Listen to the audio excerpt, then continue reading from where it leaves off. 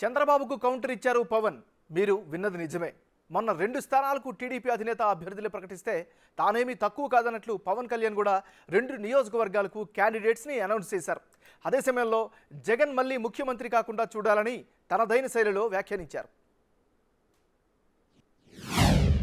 మనం పొత్తులో ఉండి మన చంద్రబాబు గారు ఇట్లా అనౌన్స్ చేశారు, మండపేట సీటు మనకి చెప్పాలి కదా అది అంటే ఖచ్చితంగా అది సరైన విధానంలో చెప్పలేదు. ఖచ్చితంగా అంత మీకు ఏకీపిస్తున్నాను. చాలా ఇబ్బంది పడ్డారు అందరూ. మనకి మండపేట లాంటి నియోజకవర్గంలో పోయినసారే ఒక 18% ఓటు ఉంది. అది ఈ రోజున చాలా బలమైనటువంటి అబౌవ్ 23-28 ఎగ్జాక్ట్ చెప్పండి 28 దాదాపు 26 నుంచి 27 ఒక 10% పెరిగింది పోయిన దానికి ఈసారికి. నేనేం చెప్పానంటే వాళ్ళందరికీ నేను కేవలం ఒక నియోజకవర్గాన్ని దృష్టిలో పెట్టుకొని మాట్లాడితే నేను నియోజకవర్గపు సంబంధించిన నాయకుడు అవుతాను. నేను బర్డ్ ఐ వ్యూ అంటే అది విహంగ వీక్షణం ఉంటుందా లేదంటే బర్డ్ ఐ వ్యూ. ఆ బర్డ్ ఐ వ్యూ నుంచి చూస్తే తప్ప నేను రాష్ట్రాన్ని సంపూర్ణంగా చూడాలి. దాంట్లో భాగంగా ఒకసారి కొన్నిపాటి ఏరియాలో ఇబ్బంది కలగచ్చేమో.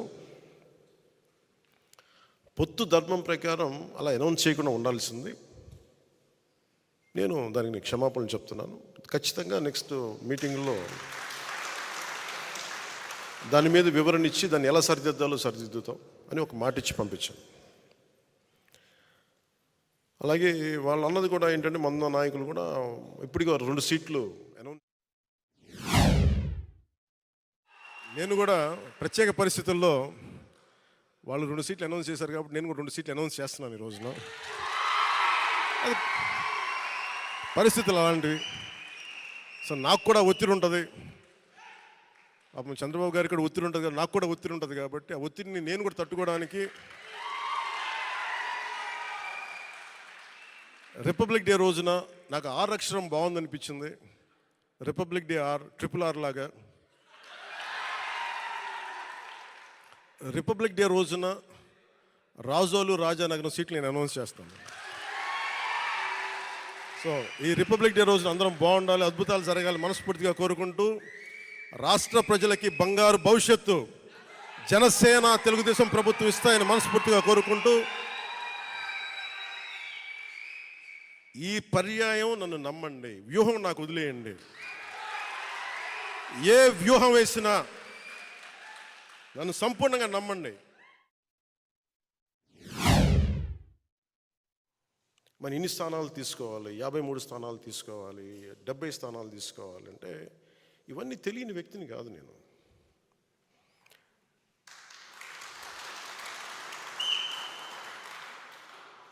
మనోడికి అసలు ప్రాక్టికాలిటీ తెలియదు, వీధుల్లో తిరగడు కాబట్టి, జనంతో తిరగడు కాబట్టి అసలు మనం ఏమనుకుంటామో తెలియదు. మీరు ఏమనుకోకపోతే తెలియకపోతే నేను రాజకీయాల్లోకి ఎందుకు వస్తాను?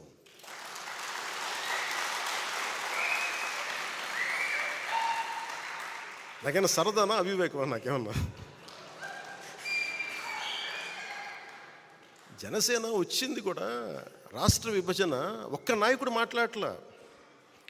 ఆంధ్రప్రదేశ్కి జరిగిన అన్యాయానికి లేదంటే రాష్ట్ర విభజన ఇలా చేయకూడదు, ప్రజల మధ్య ఇలా చిచ్చు పెట్టకూడదు, విభజన జరగాలంటే చాలా సైంటిఫిక్గా జరగాలి అని ఒక పద్ధతి తీరు లేదు. ద్వేషంతో విడిపోవడం కష్టం, తేలిక. 2 వ్యక్తుల్ని కలపడం చాలా కష్టం, 2 వ్యక్తులను విడగొట్టడం చాలా తేలిక. ఒక కట్టడాన్ని నిర్మించడం కష్టం, ఒక కట్టడాన్ని కూల్చడం ఒక లెస్ దెన్ 24 సెకండ్స్. అందుకే నేను ఎప్పుడు నిర్మాణాన్ని ఇష్టపడతాను, విధ్వంసాన్ని ఇష్టపడను. అందుకే నా పద్ధతులు ఒకసారి ఇబ్బందిగా ఉంటాయి. గొడవలు పెట్టి నేను అంత ఈజీగా గొడవలు పెట్టుకోను. కష్ట నష్టాలు తెలుసు. ఎందుకు ఒక్కడనే మనం వెళ్ళలేదని అనడానికి కారణం అసలు ఎందుకు ఈ మాట చెప్పారు వైసీపీ. నేను మాట్లాడుతున్నప్పుడు వైసీపీ వ్యతిరేక ఓటు చేయకూడదు అనటం వల్ల మీకు టీడీపీ పార్టీ బతికేసింది, మీరు జైలుకి వెళ్ళి చెప్తే వాళ్ళు బతికేశారు, మేము నలిగిపోతున్నాం అంటే. నాకు కనుక 2019లో నాకు సలహాలు ఇచ్చే వాళ్ళందరూ నేను 153 స్థానాల్లో పోటీ చేయించాను. 30-40 మంది కనుక నన్ను ఎమ్మెల్యేలుగా గెలిపించుంటే ఈరోజు సంపూర్ణ హక్కు ఉండేది. 30-40 మంది పక్కన పెట్టండి, కనీసం నన్ను కూడా గెలిపించలేకపోయారు. కనీసం నన్ను గెలిపించున్నా కానీ బాగుండేది. 30-40 స్థానాల్లో పెట్టి కనీసం నన్ను గెలిపించిన ఒక్క సీటు నాకు గెలిచిగా నేను ఎల్లుండుంటే అప్పుడు నీ కోసం నిలబడ్డాం, అందుకని ఈసారి నువ్వు ముఖ్యమంత్రి స్థానం అడగండి, ముందుకు వెళ్ళకూడదు పొత్తానంటే అప్పుడు నేను వింటాను సంపూర్ణంగా. నువ్వు ఏమి మనకు రిజల్ట్స్ చూపించకుండా ఎట్లా అడుగుతావంట? రిజల్ట్స్ చూపించకుండా ఎలా అడుగుతాం? ఈరోజు మన అందరితోటి మర్యాదగా మాట్లాడుతున్నారు, గౌరవిస్తున్నారు కేంద్ర ప్రభుత్వం అంటే 18 లక్షల ఓటు పైచిలుకు మనం సంపాదించగలిగాం మనం పోయిన ఎన్నికల్లో. అది 6% ఓటు. అది నాకు దశాబ్దం అడగట్లా, ఈ ఎన్నికలు దాటనివ్వండి, 5 సంవత్సరాలు టైం ఇవ్వండి నాకు. మీ గౌరవానికి ఏమాత్రం భంగం వాటిల్లకుండా మన నాయకులకి ప్రతి ఒక్కరికి గుర్తించే బాధ్యత నేను సంపూర్ణంగా తీసుకుంటాం. ఈసారి కలిసి పనిచేద్దాం. ఎప్పుడు విడిపోయి మనం పలచన పడిపోయాం. ఈసారి కలిసి ఉందాం, చిక్కగా ఉందాం. పోనీ జగన్ అనే వ్యక్తి కూడా తెలుగుదేశాన్నే టార్గెట్ చేసి మనల్ని వదిలేస్తే మేబీ ఒంటరిగా పోటీ చేసేవాడిని ఏమో. జగన్ తాలూకు చాలా కీలకమైన లక్షణం ఏంటంటే ఎవరిని స్పేర్ చేయడం. అతను సొంత చెల్లినే స్పేర్ చేయని వాడు మనల్ని ఎలా స్పేర్ చేస్తాడు?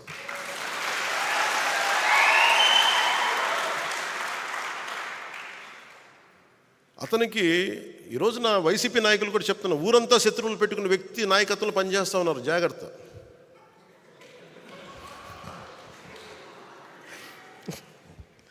లేదు, ఊరంతా శత్రువులు అతనికి, జాగ్రత్త. మీరు అతని కింద నడుస్తూ ఉన్నారు, మీరు ఆయనకి నాయకత్వం కింద. రేపొద్దున మీకు కష్టాలు వస్తే మళ్ళీ పవన్ కళ్యాణ్ దగ్గరికి రావాలి, గుర్తుపెట్టుకోండి.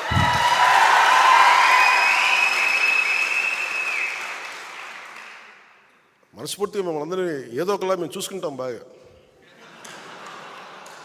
ఎందుకన్నా చాలా పెద్ద మనసు.